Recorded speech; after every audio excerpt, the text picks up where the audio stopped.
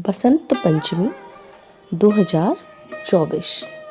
भारत में कई त्योहार मनाए जाते हैं जो न केवल एक उत्सव होते हैं बल्कि पर्यावरण में आने वाले बदलाव के सूचक भी होते हैं।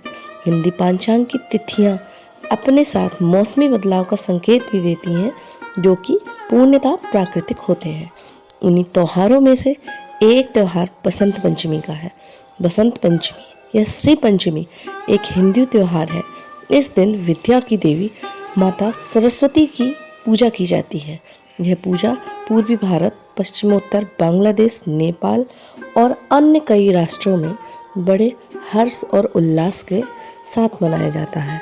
इस दिन सभी लोग पीले वस्त्र धारण करते हैं। बसंत ऋतु हमारे जीवन में एक अद्भुत शक्ति लेकर आती है। हिंदू मान्यताओं के अनुसार इस ऋतु में ही पुराने वर्ष का अंत होता है और नए वर्ष की शुरुआत होती है। इस ऋतु के आते ही चारों तरफ हरियाली छाने लगती है। सभी पेड़ों में नए पत्ते आने लगते हैं। आम के पेड़ बौरों से लद जाते हैं और खेत सरसों के फूलों से भरे पीले दिखाई देते हैं। जौ और गेहूं की बालियां खिलने लगती हैं और हर तरफ रंग बिरंगी तितलियां मंडराने लगती हैं। इसी स्वभाव के कारण इस ऋतु को ऋतुराज कहा जाता है। इस ऋतु का स्वागत बसंत पंचमी या श्री पंचमी के उत्सव से किया जाता है। कहा जाता है जब ब्रह्मा जी ने भगवान विष्णु की आज्ञा पाकर सृष्टि की रचना की तब चारों ओर शांति ही शांति थी। किसी भी प्रकार की कोई ध्वनि नहीं थी। विष्णु और ब्रह्मा जी को ये रचना कुछ अधूरी प्रतीत हुई। उस समय ब्रह्मा जी ने अपने कमंडल से पृथ्वी पर जल छिड़का। जल छिड़कने के बाद वृक्षों के बीच एक अद्भुत शक्ति प्रकट हुई जिन्हें हम सरस्वती के नाम से जानते हैं। जिनके हाथ थे, एक हाथ में वीणा तथा दूसरे हाथ में मुद्रा था।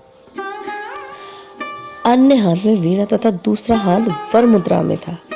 अन्य दोनों हाथों में पुस्तक एवं माला थी। ब्रह्मा जी के अनुरोध पर जैसे ही देवी सरस्वती ने वीणा बजाई, सारे संसार का वाणी की प्राप्ति हो गई। इसी कारण ब्रह्मा जी ने देवी सरस्वती को देवी की वाणी कहा। ये सब बसंत पंचमी के दिन ही हुआ था। बसंत को ऋतुओं का राजा अर्थात सर्वश्रेष्ठ ऋतु माना गया है। इस समय पंच तत्व अपना प्रकोप छोड़कर सुहावने रूप में प्रकट होते हैं। पंच तत्व जल, वायु, धरती, आकाश और अग्नि सभी अपना मोहक रूप दिखाते हैं। आकाश स्वच्छ है, वायु सुहावनी है, अग्नि रुचिकर है तो जल पीयूष के समान सुखदाता और धरती उसका तो कहना ही क्या, वह तो मानो साकार सौंदर्य का दर्शन कराने वाली प्रतीत होती है। ठंड से ठिठुरे विहंग अब उड़ने का बहाना ढूंढते हैं तो किसान लहराती जौ की बालियां और सरसों के फूलों को देखकर इतने खुश होते हैं जिनका कोई ठिकाना नहीं। तो आइए अब जानते हैं बसंत पंचमी का शुभ मुहूर्त कब रहेगा। बसंत पंचमी को सभी शुभ कार्यों के लिए अत्यंत शुभ मुहूर्त माना जाता है। मुख्यतः विद्यारंभ, नवीन विद्या प्राप्ति एवं गृह प्रवेश के लिए बसंत पंचमी को पुराणों में भी अत्यंत श्रेयकर माना गया है। बसंत पंचमी को अत्यंत शुभ मुहूर्त मानने के पीछे अनेक कारण हैं। यह पर्व माघ मास में ही पड़ता है। माघ मास का धार्मिक एवं आध्यात्मिक दृष्टि से विशेष महत्व है। इस माह में पवित्र तीर्थों में स्नान करने का विशेष महत्व बताया गया है। दूसरे, इस समय सूर्यदेव भी उत्तरायण होते हैं। पुराणों में उल्लेख मिलता है कि देवताओं का यह अहोरात्र मनुष्यों के एक वर्ष के बराबर होता है, अर्थात उत्तरायण देवताओं का दिन तथा दक्षिणायन रात्रि कहा जाती है। सूर्य की क्रांति 22 दिसंबर को अधिकतम हो जाती है और यहीं से सूर्य उत्तरायण शनि हो जाते हैं। 14 जनवरी को सूर्य मकर राशि में प्रवेश करते हैं और अगले 6 माह तक उत्तरायण रहते हैं। सूर्य का मकर से मिथुन राशि के बीच भ्रमण उत्तरायण कहलाता है। देवताओं का दिन माघ के महीने में मकर संक्रांति से 22 दिसंबर का अधिकतम हो जाता है और यहीं से सूर्य उत्तरायण शनि हो जाते हैं। 14 जनवरी को सूर्य मकर राशि में प्रवेश करते हैं और अगले 6 माह तक उत्तरायण रहते हैं। सूर्य का मकर से मिथुन राशियों के बीच भ्रमण उत्तरायण कहलाता है। देवताओं का दिन माघ के महीने में मकर संक्रांति से प्रारंभ होकर आषाढ़ मास तक चलता है। तत्पश्चात आषाढ़ मास में शुक्ल पक्ष की एकादशी से कार्तिक मास शुक्ल पक्ष एकादशी तक का समय भगवान विष्णु का निद्रा काल अथवा शयन काल माना जाता है। इस समय सूर्यदेव कर्क से धनु राशियों के बीच भ्रमण करते हैं, जिसे सूर्य का दक्षिणायन काल भी कहते हैं। सामान्यतः इस काल में शुभ कार्यों को वर्जित बताया गया है। चूँकि बसंत पंचमी का पर्व इतने शुभ समय में पड़ता है, अतः इस पर्व का स्वतः ही आध्यात्मिक, धार्मिक, वैदिक आदि सभी दृष्टियों से अति विशिष्ट महत्व परिलक्षित होता है। वसंत पंचमी के दिन पीले रंग का बहुत अधिक महत्व होता है। चूँकि इस दिन माता सरस्वती का प्राकट्य हुआ था, तो सभी मिलकर इस दिन माँ सरस्वती की पूजा अर्चना करते हैं। तो आइए जानते हैं किस प्रकार करें माँ सरस्वती की पूजा अर्चना। माँ सरस्वती की प्रतिमा अथवा तस्वीर को सामने रखकर उनके सामने धूप, दीप, अगरबत्ती, गुगुल जलाएं, जिससे वातावरण में सकारात्मक ऊर्जा का संचार हो और आसपास से नकारात्मक ऊर्जा दूर हो जाएगी। प्रातःकाल स्नान आदि कर पीले वस्त्र धारण करें, माँ सरस्वती की प्रतिमा को सामने रखें। तत्पश्चात कलश स्थापित कर भगवान गणेश और नवग्रह की विधिवत पूजा करें। फिर माँ सरस्वती की पूजा करें।